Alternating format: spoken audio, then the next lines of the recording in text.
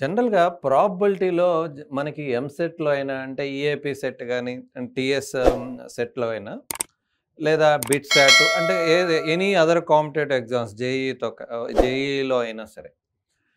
ప్రాబబిలిటీలో పర్టిక్యులర్‌గా playing cards మీద కొన్ని ప్రాబ్లమ్స్ జనరల్‌గా మనం చూస్తుంటాం. రెగ్యులర్‌గా ప్లేయింగ్ కార్డ్స్ మీద ప్రాబ్లమ్స్ అడుగుతుంటారు. అంటే ప్లేయింగ్ కార్డ్స్ మీద ప్రాబ్లమ్స్ మనం ఈజీగా చేయాలంటే అసలు ప్లేయింగ్ కార్డ్స్ మీద ఒక క్లారిటీ ఉండాలి కదా! అంటే అసలు ప్లేయింగ్ కార్డ్స్ ఎన్నుంటాయి? రెడ్ కార్డ్స్ ఎన్నుంటాయి? బ్లాక్ కార్డ్స్ ఎన్నుంటాయి? ముందు వాటి గురించి బ్రీఫ్‌గా చెప్పుకుందాం. ఒక్కసారి చూడండి. డెక్ ఆఫ్ కార్డ్స్ అంటే ప్యాక్ ఆఫ్ 52 కార్డ్స్. 50 జోకర్‌ని మనం కౌంట్ చేయం. 52 కార్డ్స్ ఉంటాయి. 52లో రెడ్ కార్డ్స్ ఎన్ని ఉంటాయంటే 26. ఆల్రెడీ మీకు తెలిసిందే. Just recollection of your ideas and knowledge అంతే. మీకు తెలిసిన విషయాన్నే గుర్తు చేస్తున్నా. కొంచెం క్లియర్‌గా మాట్లాడుకుందాం. యెస్. రెడ్ కార్డ్స్ 26 ఉంటాయి. అదేవిధంగా బ్లాక్ కూడా 26 ఉంటాయి. హార్ట్, డైమండ్స్ ఆ 26 రెడ్ కార్డ్స్‌లో 13 హార్ట్స్ ఉంటాయి. 13 డైమండ్స్ ఉంటాయి. హార్ట్ అంటే తెలుసు కదా! ఈ సింబల్ ఉంటుంది. డైమండ్ సింబల్ ఉంటుంది. అవన్నీ రెడ్. మళ్ళీ 13 హార్ట్స్ కూడా వాటిలో ఒక కింగ్, క్వీన్, జాక్ అదేవిధంగా ఏస్ 2, 3, 4, 5, 6, 7, 8, 9, 10. ఓకే. అదేవిధంగా 13 డైమండ్స్‌లో కూడా ఒక king diamond, queen diamond, Jack diamond అదేవిధంగా ఏస్ 2, 3, 4, 5, 7, 8, 9, 10 రైట్. అదేవిధంగా ఇప్పుడు మళ్ళీ 26 బ్లాక్ కార్డ్స్ ఉంటాయి కదా! 26 బ్లాక్ కార్డ్స్‌లో 13 క్లబ్స్, 13 స్పేడ్స్. మళ్ళీ ఆ 13 క్లబ్స్ కూడా ఎలా ఉంటాయి? సేమ్. ఇక్కడ కూడా ఒక club king, club queen, club Jack. అదేవిధంగా ఏసు 2, 3 అప్ టు 10. స్పేడ్స్ కూడా అంతే. ఒక స్పేడ్ కింగ్, ఒక స్పేడ్ క్వీన్, ఒక స్పేడ్ జాక్. మళ్ళీ ఇవి కూడా ఏస్ నుంచి 10 వరకు ఉంటాయి. అంటే టోటల్‌గా 52 కార్డ్స్‌లో టోటల్‌గా ఎన్ని కింగ్స్ ఉంటాయి? 4 కింగ్స్ ఉంటాయి. వాటిలో 2 రెడ్, 2 బ్లాక్. 4 క్వీన్స్ ఉంటాయి. 4 జాక్స్ ఉంటాయి. 4 ఏసెస్ ఉంటాయి. అన్నీ కూడా 4, 4 ఉంటాయి. వాటిలో 2 రెడ్, 2 బ్లాక్. క్లియరే కదా! రైట్. ఇప్పుడు వీటి గురించి కొంచెం క్లారిటీ అంటే జనరల్‌గా ప్లేయింగ్ కార్డ్స్ మీద ప్రాబ్లమ్స్ అడిగే ముందు ఇంకొక చిన్న ఇన్ఫర్మేషన్. ఈ కార్డ్స్‌లో 3 కార్డ్స్‌కి ఫేసెస్ ఉంటాయి. ఒకసారి కార్డ్స్ మీరు చూస్తే కింగ్‌కి ఫేస్ అంటే హ్యూమన్ ఫేస్. ఓకే. మనిషి ఫేస్ ఉంటుంది కదా కింగ్‌కి. ఓకే. అదేవిధంగా క్వీన్‌కి కూడా క్వీన్ అంటే రాణి కదా! ఆమెకి ఫేస్ ఉంటుంది. రాజుకి ఫేస్ ఉంటుంది. జాక్. వీళ్ళ ముగ్గురికి ఫేసెస్ ఉంటాయి కాబట్టి వాటిని ఫేస్ కార్డ్స్ అంటాం. ఓకే. King, queen, Jack. ఇక్కడ చూడండి కింగ్, క్వీన్, జాక్. ఓకే. వాళ్ళ ముగ్గురిని ఫేస్ కార్డ్స్ అంటాం. అట్లాంటి ఫేస్ కార్డ్స్ ఓవరాల్‌గా ఎన్ని ఉంటాయి? ఇక్కడొక 3, ఇక్కడొక 3, ఇక్కడొక 3, ఇక్కడొక 3. 4 3s కదా! 12 ఫేస్ కార్డ్స్ ఉంటాయి. ఓకే. ఇక్కడ కేక్యూజే వీటిని మనం ఏమని చెప్తామంటే ఫేస్ కార్డ్స్ అని చెప్తాం. మరి ఫేస్ కార్డ్స్ ఎన్ని ఉంటాయి? ఇట్లాంటి ఫేస్ కార్డ్స్ ఎన్ని ఉంటాయి? 12 కార్డ్స్ ఉంటాయి. అంతే కదా! రైట్. అదేవిధంగా ఇప్పుడు మళ్ళీ కేక్యూజేఏ అంటే ఈ మూడిటితో పాటు ఏస్‌ని కూడా మీరు యాడ్ చేశారనుకోండి వాటిని మనం స్పెషల్ కార్డ్స్ అంటాం. Okay. K Q J A these are called special cards. మరి స్పెషల్ కార్డ్స్ ఎన్ని ఉంటాయి? స్పెషల్ కార్డ్స్ ఎన్ని ఉంటాయి? మరి ఇక్కడ ఒక 4 ఉంటాయి కదా! ఇవి ఒక 4 కదా! 4, 4 టోటల్ 4 4s 16 స్పెషల్ కార్డ్స్ ఉంటాయి. 16 కార్డ్స్. ఒక్కోసారి జేని నేవ్ అని కూడా పిలుస్తారు. అంటే జనరల్‌గా ఇది రేర్‌గా మోస్ట్లీ అడగరు.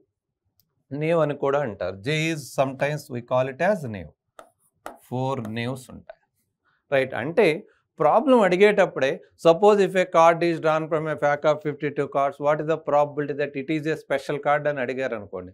అసలు స్పెషల్ కార్డ్ అంటే మనకి ఏదో తెలుసుండాలి కదా! తెలుసుంటే మనకు ఆన్సర్ ఈజీ అవుతుంది. సో వీటి గురించి బేసిక్ ఇన్ఫర్మేషన్. మరి వీటి మీద ప్రాబ్లమ్స్ జనరల్‌గా ఎలా ఉంటాయి? ఎలా ఈజీగా చేయొచ్చు? ఇప్పుడు ఇక్కడ మనం క్వెషన్ ఎలా ఉంటుంది? Card is drawn from a pack of 52 cards or ఎలా ఉంటుంది? Card is chosen or card is picking. అంటే ఇక్కడ మనం ఏం చేస్తున్నాం? కార్డ్‌ని డ్రా చేస్తున్నాం. అంటే కార్డ్‌ని చూజ్ చేసుకుంటున్నాం. కార్డ్‌ని సెలెక్ట్ చేసుకుంటున్నాం. ఇక్కడ మనం కార్డ్స్‌ని సెలెక్ట్ చేసుకుంటున్నాం కాబట్టి సెలక్షన్ ప్రాసెస్ కూడా ఇక్కడ ఇంక్లూడ్ అవుతుంది. అంటే మనం సెలక్షన్ ప్రాసెస్ ఇంక్లూడ్ అవుతుంది కాబట్టి ఎన్‌సీఆర్ అప్లై చేయాలి. సి అంటే కాంబినేషన్ కదా! అంటే ప్లేయింగ్ కార్డ్స్ రిలేటెడ్ ప్రాబ్లమ్స్ అన్నిట్లోనూ కూడా మనకి కాంబినేషన్స్ ఇంక్లూడ్ అవుతూ ఉంటాయి. అన్నీ ఎన్‌సీఆర్‌తో చేయాల్సి ఉంటుంది. ఎందుకంటే మనం సెలెక్ట్ చేస్తున్నాం కార్డ్స్‌ని. కార్డ్స్ని ఇలా ఎగరేసి ఇప్పుడు మనం కాయినో డైయో అనుకోండి, సింపుల్గా మనం కాయిన్ని టాస్ చేస్తాం, ఆ డైని రోల్ చేసి అవుట్కమ్ ఏంటనేది అబ్జర్వ్ చేస్తాం. కానీ ప్లేయింగ్ కార్డ్స్ ఇలా కార్డ్స్ విసిరేసి అవి ఏమొస్తున్నాయో చూడం కదా. ప్లేయింగ్ కార్డ్స్ మనం కార్డు సెలెక్ట్ చేసుకుంటాం కాబట్టి ఇక్కడ ఎన్సీఆర్ అప్లై చేయాలి. ఇప్పుడు జనరల్గా ఏదో ఒక చిన్న ఎగ్జాంపుల్ మాట్లాడుకుందాం. రైట్, ఆ ఎగ్జాంపుల్ ఏంటంటే ఒక చిన్న example. Suppose A card is drawn from a pack of 52 cards. వీటిని బేస్ చేసుకోవాలి. If a card is drawn from a pack of 52 cards అంటే ఒక్కోసారి వెల్ షఫుల్డ్ 52 కార్డ్స్ అని కూడా. వెల్ షఫుల్డ్ అంటే వెల్ మిక్స్డ్, బాగా కలిపిన పేక ముక్కలు అని. If a card is drawn from a pack of 52 cards,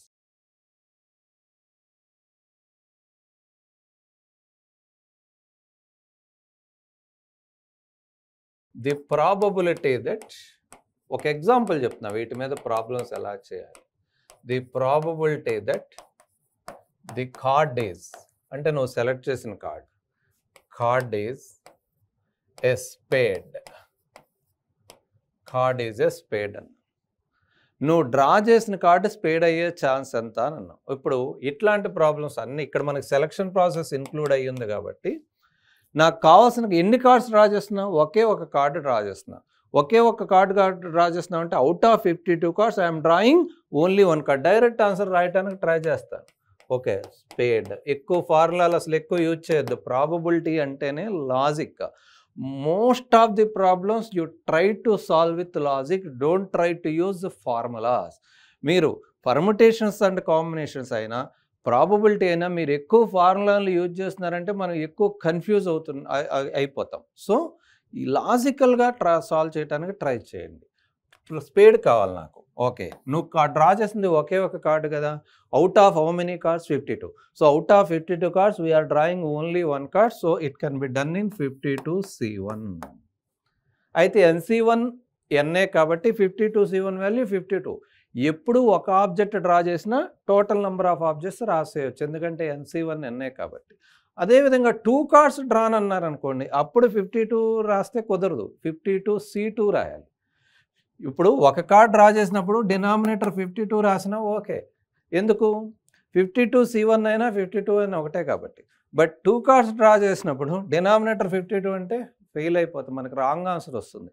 52C2 value 52C1 value ఒకటే కాదు కదా, అందుకని. సో యాక్చువల్లీ మనం 52 రాస్తున్నాం కానీ డినామినేటర్ మీనింగ్ 52C1 అని. రైట్. నో ఇప్పుడు నాకు కావాల్సింది ఏంటి? స్పేడ్. అది న్యూమరేటర్. న్యూమరేటర్లో మనం ఎప్పుడు ఫేవరబుల్ కేసెస్ రాస్తాం కదా. ఎన్ని స్పేడ్స్ ఉన్నాయి? 13 స్పేడ్స్ ఉన్నాయి. ఓకే, బ్లాక్ కార్డ్స్లో 13 స్పేడ్స్ ఉంటాయి కదా. So the selected card is any one among 30. ఆ 13లో ఏదో ఒకటి అయి ఉండాలి. సో 13C1 30, 52C1 52 కాబట్టి 1/4 ఆన్సర్ అంటే 0.25. సో ఇలా మనం చేస్తాం. క్లియరే కదా. ఇప్పుడు అలా కాకుండా 2 cards are drawn from a pack of 52 cards అన్న. ఇప్పుడు చూడండి ఇంకొకటి, 2 కార్డ్స్ అంటే వీటిలో తర్వాత ఇంకా చాలా ప్రాబ్లమ్స్ మాట్లాడుకోవచ్చు. జస్ట్ ఒక క్లారిటీ వస్తుంది. 2 cards are drawn from a pack of 52 cards. Drawn from a pack of 52 cards. The probability that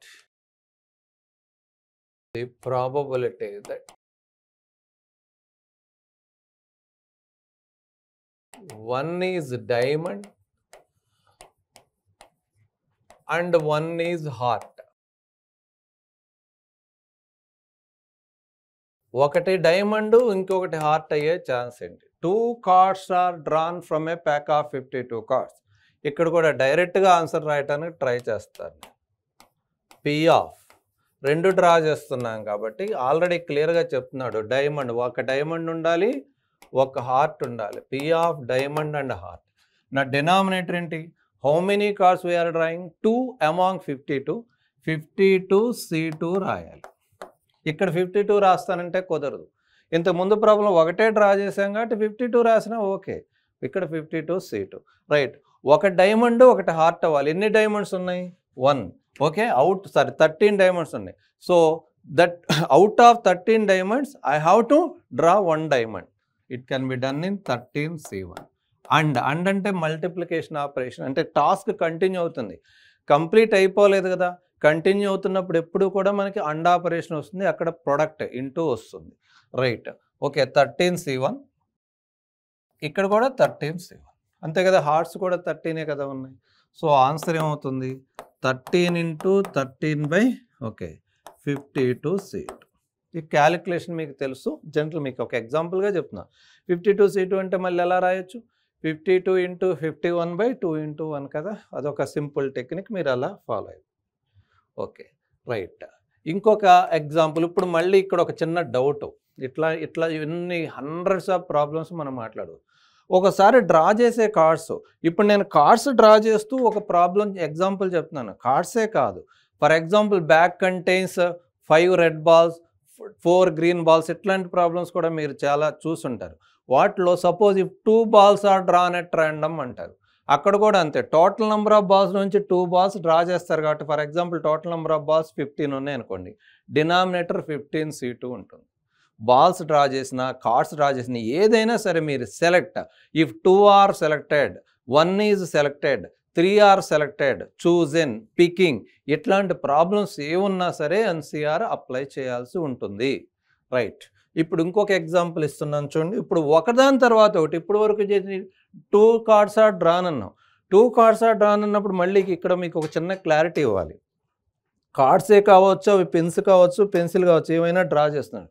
2 cards are drawn at random అన్నప్పుడు మళ్ళీ కొంచెం డీపర్గా థింక్ చేస్తే ఒక డౌట్ అరైజ్ చేస్తారు. సార్ డ్రాన్ ఎట్ ర్యాండమ్ అన్నారు కాబట్టి ఎట్ ఏ టైం డ్రా చేస్తున్నారా, ఒకదాని తర్వాత ఒకటి డ్రా చేస్తున్నారా? ఇక్కడ ఒకదాని తర్వాత ఒకటి అయితే మెన్షన్ చేస్తాం. 2 cards are drawn one after other అని చెప్తాం క్లియర్గా, ఒకదాని తర్వాత ఒకటి. Or 2 cards are drawn successively 1 by 1, ఒకదాని తర్వాత ఒకటి 1 by 1 అని మెన్షన్ చేస్తేనే, లేదంటే ఒకదాని తర్వాత ఒకటి 1 by 1 అను, successively drawn one after another అను, అలా మెన్షన్ చేస్తేనే ఒకదాని తర్వాత ఒకటి అని అర్థం చేసుకోవాలి. అలా మెన్షన్ చేయకపోతే ఎట్ ఏ టైం డ్రా చేసామని అర్థం చేసుకోవాలి. ఇప్పుడు నేను ఒక క్వశ్చన్ రాస్తున్నాను చూడండి. If 2 cards are drawn, if 2 cards are drawn,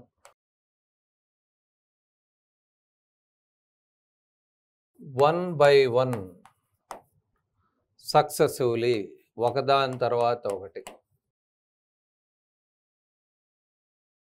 the probability that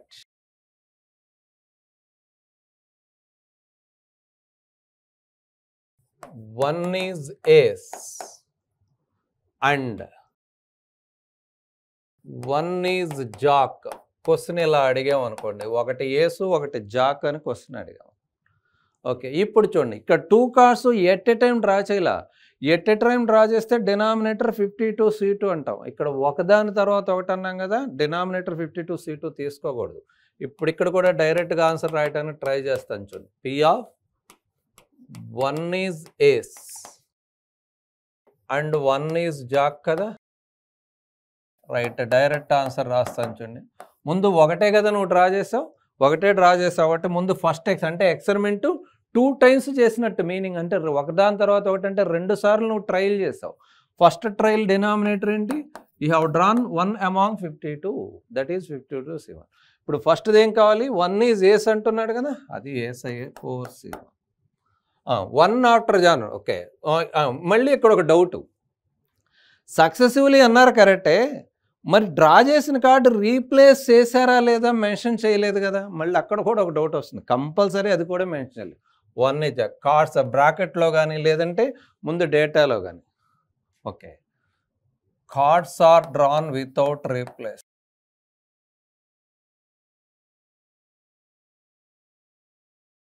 without replacement. నేను క్వశ్చన్ ఎట్లా మెన్షన్ చేస్తాను అంటే, ఫస్ట్ కార్డు డ్రా చేశాను కదా, డ్రా చేసిన కార్డు మళ్ళీ నేను రీప్లేస్ చేయలే, అది మెన్షన్. ఎప్పుడైతే 1 by 1 అని ఎప్పుడన్నామో, ఒకదాని తర్వాత ఒకటి డ్రా చేసామన్నామో, ఆ పర్టికులర్ క్వశ్చన్లో ఆ ఫస్ట్ టైం డ్రా చేసిన కార్డు రీప్లేస్ చేసామా లేదా అనేది కూడా మెన్షన్ చేస్తాం. ఇక్కడ వితౌట్ రీప్లేస్మెంట్ అన్నాను కాబట్టి డినామినేటర్ ఏంటి, ఆల్రెడీ ఇక్కడ ఒకటి డ్రా చేసాం, అది రీప్లేస్ చేయట్లేదు కదా, అంటే నెక్స్ట్ కార్డు నేను రిమైనింగ్ 51లో నుంచే డ్రా చేస్తున్నాను. It can be done in 51 C1. Right. Next card ఏంటది? జాక్. ఓకే ఓకే జాక్ కదా, ఎన్ని జాక్స్ ఉన్నాయి? 4 జాక్స్. 4C. అంటే 52C1 అంటే 52A, 4C1 అంటే 4A కాబట్టి 4/52 ఇంటూ 4/52 ఫైనల్ ఆన్సర్. 4/52 ఇంటూ 4/52 అనేది ఫైనల్. క్యాలిక్యులేషన్ జనరల్గా మీకు వదిలేస్తున్నా, జస్ట్ అవుట్లైన్ ఎలా చేయాలి అనేది ఒక ఐడియా కోసం. ఓకే, ప్లేయింగ్ కార్డ్స్ మీద ప్రాబ్లం ఏది అడిగినా ఇలా చేయొచ్చు. క్వశ్చన్ క్లియర్గా జాగ్రత్తగా చదివి అర్థం చేసుకొని చేయడానికి ట్రై చేయండి.